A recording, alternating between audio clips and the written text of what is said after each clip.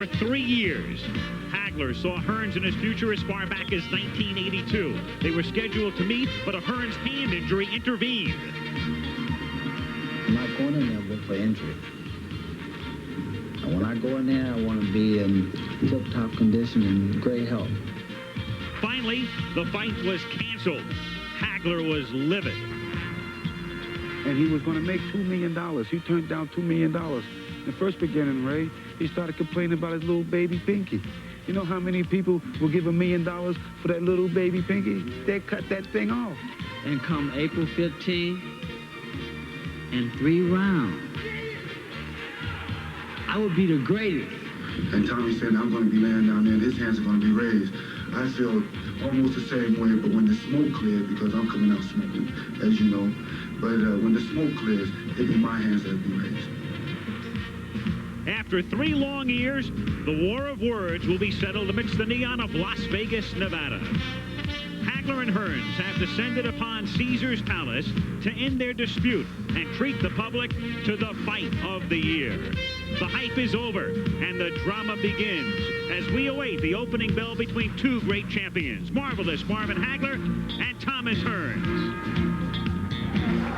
And we are live from Caesar's Palace in Las Vegas, Nevada, where Top Rank presents World Championship Boxing. It's time for the main event. It's scheduled for 12 rounds. Marvelous Marvin Hagler against Thomas Hitman Hearns. And look at this scene here. You know, the middleweight division has always been one of the most popular. The men are big enough to hurt. They're little enough to be quick, deceptive in the ring. Sugar Ray Robinson is here tonight. He's been voted the greatest middleweight champ of all time. How about the 2 old-timers? Stanley Ketchel, the Michigan assassin. Harry Greb, who fought the last part of his career with one eye. Then there was a toy bulldog, Mickey Walker, who lived on the fast track. And the smooth man from Argentina, Carlos Monzon, who defended his middleweight title 14 times, and that's the goal, the mark that Marvin Hagler is after. So there you have some of the great middleweights of all time. Gene Fulmer's here tonight, Carmen Basilio from Syracuse, and you've already met Jake LaMotta. Right now, we're going to meet the fighters themselves. We're going to see some of their highlights of their career, and we're going to hear them from the last moment now in person. First, a look at the champion. Ladies and gentlemen, the undisputed middleweight champion of the world, marvelous Marvin Hagler. The road to the title was frustrating for the marvelous one. It was back on November 30th, 1979, that Hagler had his first shot at Vito Antuofermo's middleweight crown. In one of the most controversial decisions in the last decade, the fight was ruled a draw. Vito kept the belt, and Marvin walked away empty and bitter. But he used that anger almost 1 year later to fuel a vicious assault on the reigning champion, Alan Minter. Hagler had promised not to leave the decision in the hands of the judges. After 7 long years and 3 brutal rounds, marvelous Marvin Hagler had won the middleweight title. Yet even in victory, a hostile British crowd hurled bottles rather than accolades at the new champion. With each defense, his image grew. On October 3rd, 1981, in his 3rd defense, Hagler was deadly accurate. He pitched an 11-round shutout of Mustafa Hamsho. The 55 stitches administered to the challenger have now become a grotesque reminder of Hagler's dominance. A year later, Fulgencio Oval Mejias had risen from the depths of a previous loss to the middleweight champion. This deadly right hand may have been Hagler's most devastating one-punch knockout of his career. Fully Oval would not return again. February 11th, 1983, in his 6th defense, a tough Brit, Tony Simpson, fought hard for 6 rounds. But marvelous Marvin was just too strong. In typical Hagler fashion, the #1 challenger was beaten into the canvas.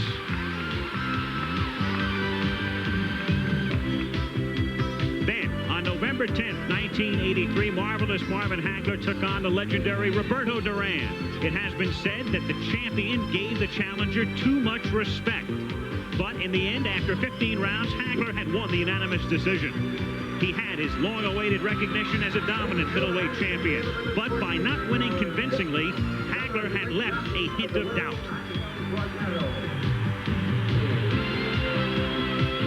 His last last defense was October 19, 1984. Remarkably, Mustafa Hamsho had returned as the #1 contender. His reward was more punishment from the champion. This time it lasted only 3 rounds as the undisputed middleweight champion, Marvelous Marvin Hagler, restored his image as one of the most powerful forces in boxing today. No longer is he called the Motor City Cobra.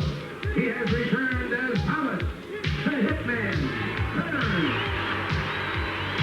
Thomas Hearns exploded from the Motor City with a ferocity rarely seen in the sport of boxing. As the WBA welterweight champion, his lethal combinations destroyed challengers like Pablo Baez. After 32 consecutive wins, a dream match had been made. The showdown of September 16, 1981 will live on as a classic.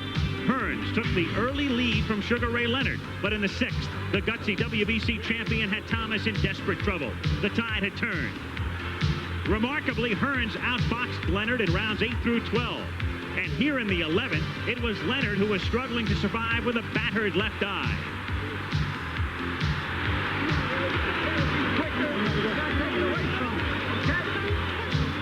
Then in the 14th, ahead on all 3 scorecards, Thomas Hearns had suffered his first defeat. But after climbing in weight, the Hitman bounced back. It was on February 27, 1982 that Hearns stopped a tough middleweight, Marcus Geraldo, in the first round. Geraldo had gone the distance with Hagler. And then, 9 months later, Hearns met Wilfred Benitez head-on for the WBC Super Welterweight title. The challenger pressed the defensive champion all night, picking his shots and scoring effectively. In the words of his trainer, Emanuel Stewart, he had outboxed the boxer. Hearns had also fought the later rounds with a broken right hand. But after 15 rounds, Thomas Hearns had won the majority decision. The Hitman had regained his pride and his status in boxing.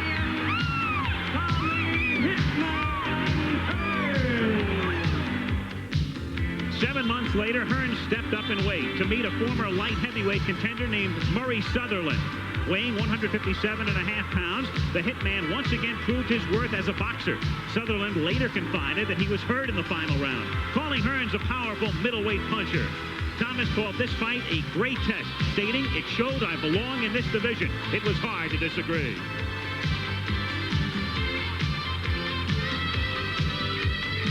After crushing Duran in 2 brutal rounds, Thomas Hearns again successfully defended his WBC Super Welterweight title with a 3rd-round knockout of Fred Hutchings. The rebirth of the Hitman has struck fear in the boxing world as Thomas Hearns seeks his 3rd world title. It brings us to the fight. Both champions are peaking and both are determined. We feel that the jab is going to be the key factor in the fight, the left hand, because we feel that if we can, once we can get Marvin to watch the left jab, get his mind on the left hand, then there will be no problem with getting other shots off. Hearns' best defense is his offense, because that's the only way to how he knows how to fight. In my way, I have to make my defense my best offense. So, and though that I have both ways, because once I get him in trouble, I can change it around. Thomas don't have that ability. I'm here to show the world that I have the ability to punch and power, to get in and knock out middleweights, light heavyweights, whatever, welterweights, all the way up to the light heavyweight division. I have that power. I have my mind focused on one thing, and that's to destroy him. That is to knock him out. If I have the opportunity, if it's there, I'm going to take it. I think that this fight here will put me in the position to make greatness and put me one step closer to greatness, and which is to win the 4 titles. That's what I feel. War. That's what's on my mind. I don't see the fight going 12 rounds. I've been feeding the faith, and I've been starving the doubt. So there's no doubt in my mind that I can't win this fight, or that I won't knock Thomas Hearns out.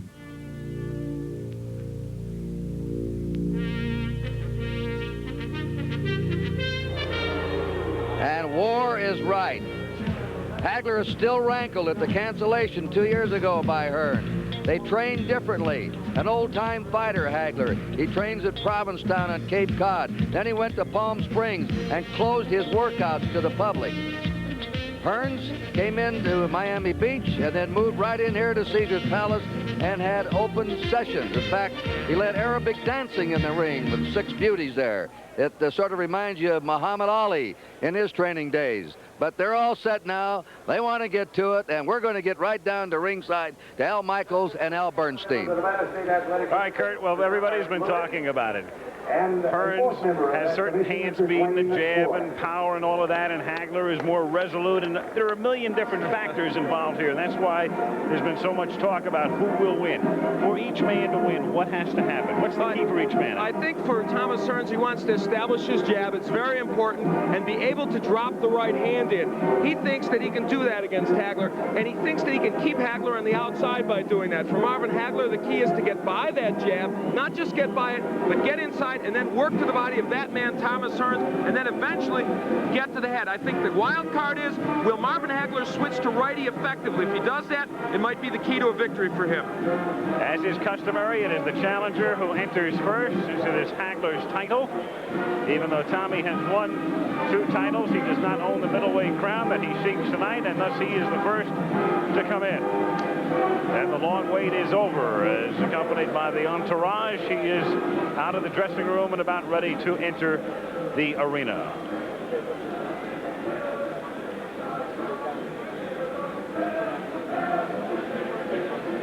He's been lighthearted, basically. Kurt talking about the aerobic dancing and bringing folks into the ring and the open sparring sessions and open workouts. Quite serious right now, though, is Thomas Hearns. And appropriately entering the ring to hail to the victors, the Michigan fight song.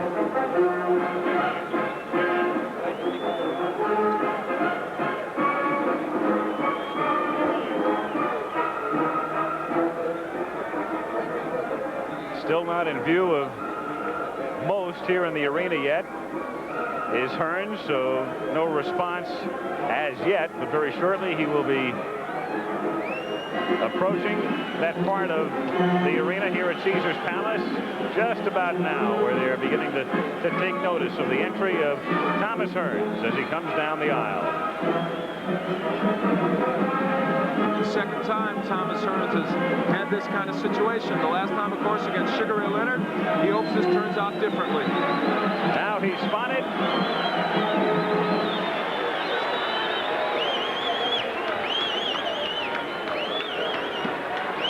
Up the steps he comes, and into the ring he comes. Thomas Hearns.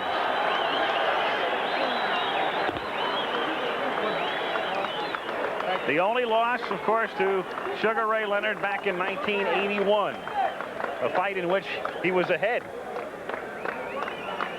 He had shown his boxing skills in that fight against Leonard, and many think they may come into play tonight. If Hagler would hurt him early, as Leonard did, that man, Thomas Hearns, has the speed to get on his bicycle and duplicate what he did against Leonard, at least for a certain portion of those fights. He'd like a first-round knockout here. He says he'll do it in 3. We'll see. Took Durant out in 2. After the fight, we will have it in it. Thomas Hearns We have an IFP in the ring and awaiting Marvin Hagler, who loves to, among other things, make people wait. He is renowned, as you see, the very able corner of Thomas Hearns. And you know, when he fought Sugar Ray Leonard, Al, there was criticism of Emmanuel Stewart. Normally a very calm corner for Thomas Hearns. On that night, the most pressure-packed of his career, there was some chaos in that corner. Emmanuel says, we learned from our mistakes with Leonard, and we feel we've got it all together now. I'm curious as to the response when Hagler comes in. I thought it was sort of muted in a way. There was some cheering for Hearns, but nothing outrageous by any stretch of the imagination. Could just be a muted crowd right now. We're going to find out. It's possible, or in fact, Hagler is the favorite of the crowd. Yeah. Which would be odd, considering that, as you said, the betting money is switched back and forth. And if you talk, as I said, if you talk to any 10 people, you're going to find 5 for Hearns, 5 for Hagler. So it's been a very divided group of people here in Las Vegas, and I suspect around the country as well. Here he comes. Marvelous Marvin Hagler, out of Newark originally, now Brockton, Massachusetts, coming in to a mixed response.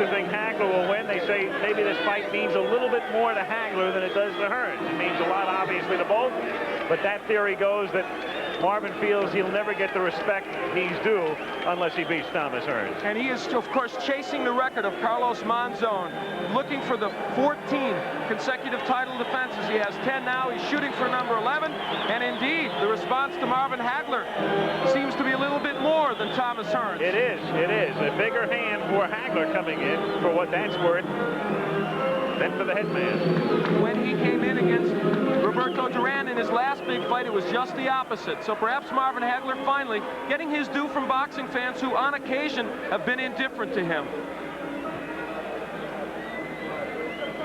Bob Arum, the promoter, called him the Pete Rose of boxing. Hard-working, resolute, single-minded, 62-2. The 2 losses early in his career, both in Philadelphia, both avenged, 50 knockouts. And it's been a long time since he knew what the word defeat was. Only the draw with Antifermo, any kind of stain on his record in recent years. And he certainly avenged that draw.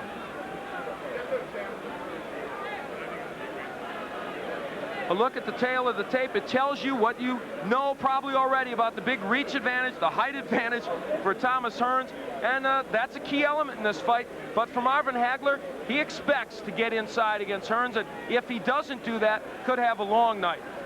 Can he possibly win if he doesn't get inside? Well, he could if he catches Hearns on the end of one of his punches, perhaps a left hook. I think that's where him switching righty becomes a key factor. From the outside, I think he's much more effective as a righty. The common opponents, an indication there that Hearns, perhaps with more power, but Marcos Geraldo was not the fighter he was against Hearns that he was against Hagler, and that knockout of Duran. So you can look on and on. The number of punches, these are 2 fighters who will throw a lot of punches tonight. You see Marvin Hagler throws a lot. He's got a good jab, good combination puncher. The same is true of Thomas Hearns. Look at the number of punches he throws. A lot of left jabs snaking out there.